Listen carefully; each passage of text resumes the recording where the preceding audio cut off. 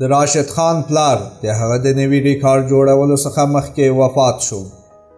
د افغانستان د تکړه او په نړیواله کچه د مشهور کرکټر راشد خان پلار خلیل خان د ورپېښې ناروغۍ له امله وفات شو. راشد خان چې دا مهال استرالیا کې دی او د استرالیا بیگ باش لیګ کې لوبیږي پر خپل ټویټر پاڼې د یاد خبر پخلی کړی. ولې مخکې له هر څه د افغانستان ایکسپریس چینل سبسکرایب کړئ ترڅو زموږ راتلونکي ویډیوګانې له لاسه ورنه کړئ.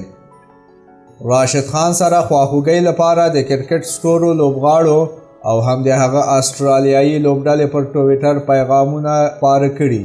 راشد خان روان کال د ډیرو لوبغاړو سوځولو ریکارډ لا دمخه خپل کړی او تر دې دمه یې 94 لوبغاړي په یو ورځنیو لوبو کې سوځولي.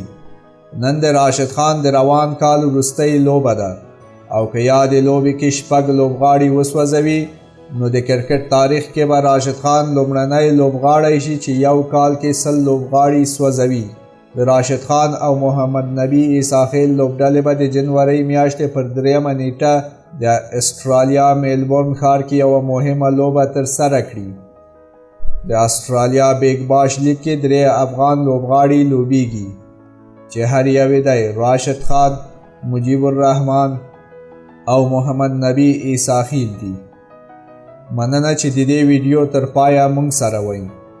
مهرباني وکړئ د افغانستان ایکسپریس د یوټیوب چینل سره یو ځای شئ او د ورځنیو مهمو خبري پیښو ترڅنګ په لسګونه نورې په زړه پورې او د نندارې وړ کلتوري ورزشي ویډیوګانې وګورئ.